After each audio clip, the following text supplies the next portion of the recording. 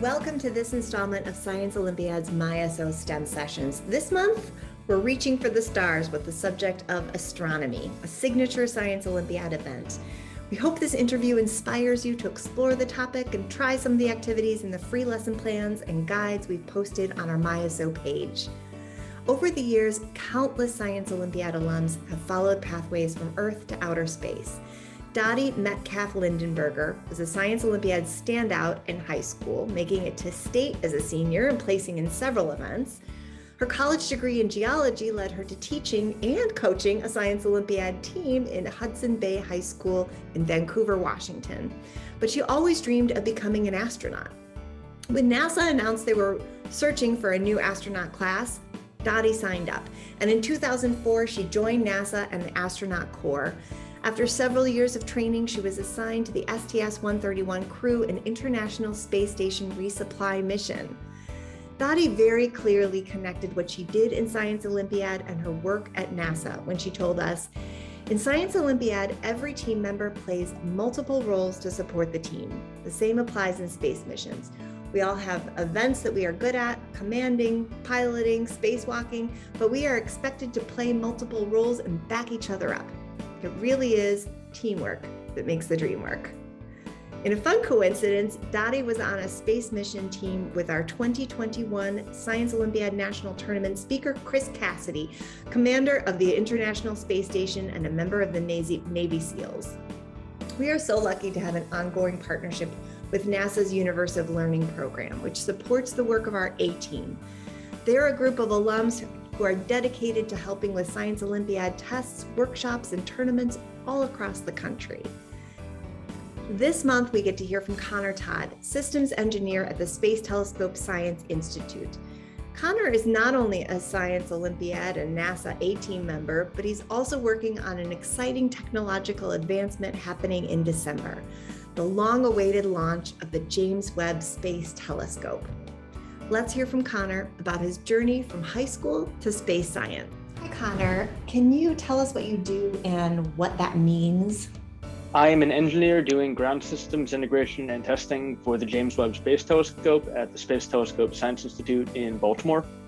What that means is that I'm working on the mission that will follow up to Hubble. It's not exactly the same as Hubble, but it can be thought of as in the same general style of observational astronomy mission, which is the James Webb Space Telescope, which is launching on December 18th. I work on both the proposal planning team, where we receive scientific targets from astronomers around the world who submit things like planets or stars or galaxies that they want to study. And then I also work on the flight operations team, where we take those proposals from those astronomers and translate their targets into a set of commands that can be sent up to the observatory. And then we'll keep an eye on it while it points to those targets and collects data. So I'm kind of the station keeper of the observatory, or I'm one of them. How old were you when you joined Science Olympiad? I started Science Olympiad when I was in high school, which would have been 14 years old, going into freshman year in 2012. So a little bit later than some of my other team members. Most of them have been doing it since 6th or 7th grade. I came in a little late. And who introduced you to Science Olympiad? I first heard about Science Olympiad from friends in middle school who had joined the team, as well as teachers who were also coaches of the team, mostly science teachers. They all encouraged me to join, but I was a little socially anxious as a middle schooler, which I think a lot of people can relate to. And I wasn't quite ready to put myself out there yet. I had to give myself some time to be ready to join. Which events did you like best? Well, astronomy obviously was my favorite event. That event was the reason why I joined Science Olympiad in the first place. I knew it was going to be on the slate of events for the year that I joined, and in fact would be there for every year. So I made sure that I joined specifically so I could do that event. I really liked astronomy. I also generally enjoyed most of the year's science events. Remote sensing, dynamic planet, geologic mapping, those were all very dear to my heart as well. Are there any significant memories from your time in Science Olympiad? I do really cherish the late Friday nights that we would have in the chemistry hallway where we did all of our practices. We always ordered pizza for the team, and then the two captains would drive out to pick it up because the two captains usually were people who could be relied on to have cars on a high school team. I remember working on our builds and writing tests and just kind of getting closer together as a team during those late Friday nights. That was a lot of fun. In terms of an individual event that I have a good memory of, I very distinctly remember my first invitational, which is, the whole story is too long to get into now, but it essentially ended up with me and my friend collecting medals on stage for an event that neither of us competed in, because the entire rest of the team, except for us, had gotten lost on the way to the award ceremony deep in the woods that were kind of surrounding the campus that we were having the competition on. And us two little dopey freshman kids and like two other upperclassmen who were with us were the only ones who made it to the award ceremony on time. So these two kids that nobody knew had to go and collect their medals because they were all lost in the woods during the competition. Connor, where did you go to college or graduate school, and what did you study? So I did both my undergraduate and graduate degrees at the University of Michigan in Ann Arbor. I did my undergraduate degree in mechanical engineering while I minored in space sciences. And then I took the classes that I got in my space science minor and I counted those towards a graduate degree in space engineering, which allowed me to do the undergrad and the master's in 5 years total. As a scientist, what does a typical day look like for you? I love this question because part of the great thing about working on such a monumental project as James Webb is that so close to its launch, there's not really such a thing as a typical day for me. A lot of this is due to the fact that there's so much chaos in getting all the ground systems ready and make sure that everything's organized. And when the software patch comes through, we've made sure that none of the systems broke along the way. So on a given day, I might be in meetings with scriptwriters who have already programmed the telescope. I might be running a simulation of the observatory to see what happens when we give it different commands. I might be working with a NASA representative to address kind of higher level bugs in the system. I could be talking to researchers who design the instruments or have special needs that those instruments need to fulfill, so I can get an idea of what kind of science we're going to be doing. And of course, as we get into launch and the telescope is actually up there in space, which is less than 2 months away, things are only going to get more hectic and more involved and unpredictable on a day-to-day basis. So that's very exciting for me. What excites you about your work?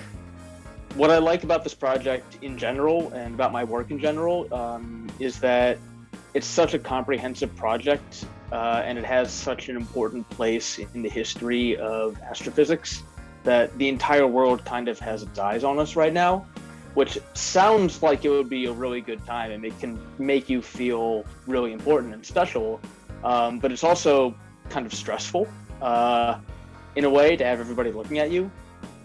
But this is good because for me, it means that I'm kind of this small part of a project that has the potential to revolutionize everything that we thought we knew about the universe.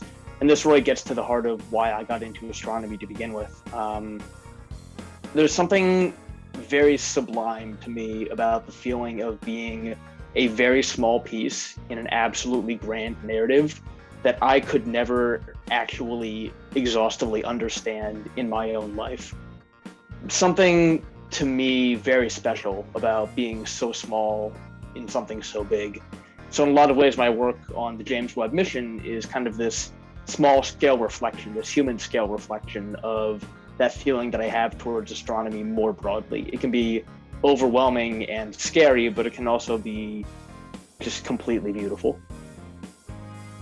Do you collaborate with other STEM professionals? How and who? All the time. I collaborate with other professionals every single day across fields. I work with programmers, I work with simulation experts, I work with astrophysicists, instrument technicians, NASA mission planners. You know, one thing about space systems and space system engineering is that they are really comprehensive projects. There are a million different roles that need to be filled just to get this thing off the ground, and then a million more once it is.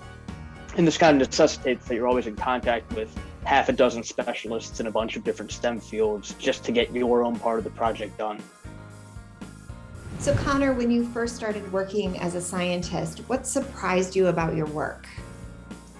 I was definitely surprised by how much everyone seemed genuinely happy to be there and seemed to enjoy what they did. I had worked internships when I was back in college that were very typically corporate, dress shirts, ties, working in a cubicle. and not really feeling all that connected to the company's mission and not finding a lot of fulfillment in my own work besides getting a paycheck and getting a work experience. The idea of being there because you cared passionately about the mission, to me, felt kind of alien until I got here. I was really scared of leaving college and ending up in that environment again, but being able to work among other people who cared as passionately about the success of this mission as I did, many of them many times more, it invigorated me in a way that I don't think I could have expected this time 2 years ago. That was really surprising to me, how much I was able to spend time at my workplace surrounded by people who really want to be there and nowhere else. It's a great feeling. That's a really great way to look at it, Connor. What's the most exciting thing you've learned in the last year? Most exciting would definitely be the breadth of options that become available to you following STEM education. Oftentimes when folks talk about how many doors getting an education in science or engineering or some other related field, the doors that will open, they're talking about different companies that will be trying to hire you, but it can honestly go even deeper than that. What you major in for undergrad may be a totally different field than what you pursue your PhD in, what you pursue for a career, or maybe what you switch to later on. You know, if you're 5 or 10 years into your career and suddenly you come into contact with a certain subject that you're only like tangentially related to, or maybe a different way of doing science or engineering that interests you more than what you were doing before, chances are better than not that you can make it work somehow, even if it's atypical for your background. I've met so many people who I never would have guessed that they came into the roles that they were based on the backgrounds that they told me. And that's something that I find really exciting, is just the absolute wealth of possibilities in your life you can do when you decide to go for this kind of general career trajectory. There's a lot of options, so many options. And what did you learn in Science Olympiad that still helps you today? I learned a lot of things. I think the biggest one is that science is inherently A, incremental, and B, collaborative. And those two factors are going to intensify as the scope of a project grows. The larger the problem that you're trying to solve, the larger the question that you're trying to answer, quite often the smaller the steps you have to take in order to get there, and the more of them there are in order to approach that answer, and thus the more people need to be involved. When I was back on my team, back in high school, we approached studying and building in this way, and I'm convinced that the reason that we did so well is because we took this approach where we were really deep with talented and smart and creative people who built up those incremental steps in collaboration with the 15 people that we had as our competitors, as like the designated team. As far as I'm concerned, looking back, our team was not 15 people. Our team was like everybody. And they're really the only reason that I ever succeeded in any of my events.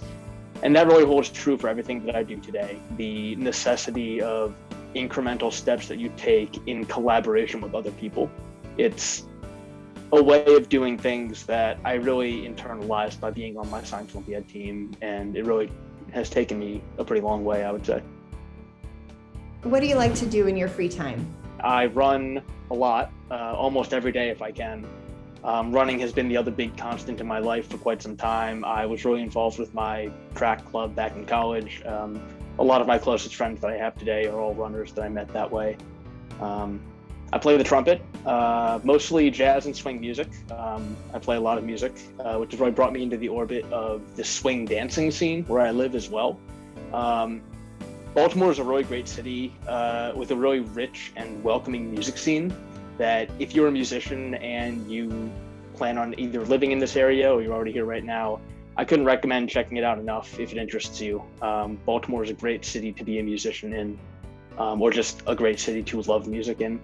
And I also like to write and read poetry when I can, but that's becoming harder and harder as time goes on. Last question, Connor. What advice do you have for students interested in science? Yeah, so I thought about this one a lot. What to say here, and what I would have liked to hear when I was just getting started with this.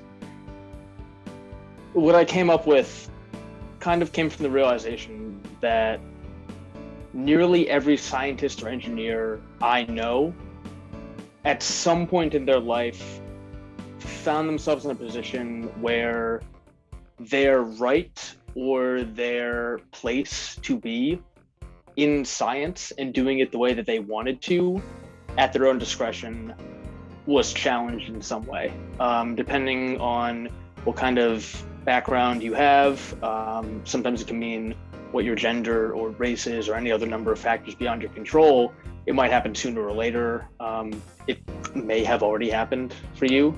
I was lucky that I didn't start to see a lot of barriers go up in the way of my own science career until I was in college and I had a bit more experience and I had the maturity to kind of navigate those barriers as they came up, and allowed me to keep doing what I was doing.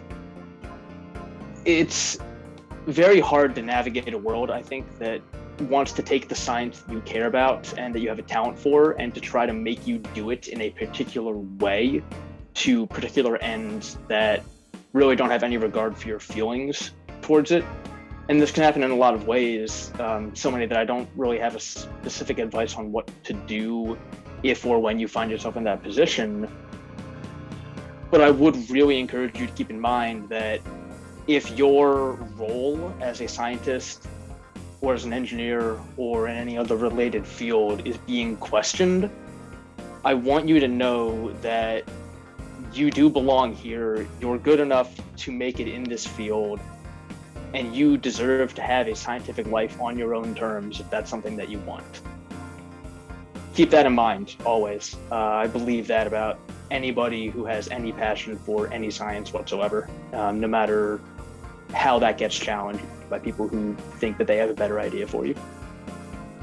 Thank you so much for listening this month. Visit the Science Olympiad website for resources and materials to support a career path of your choice.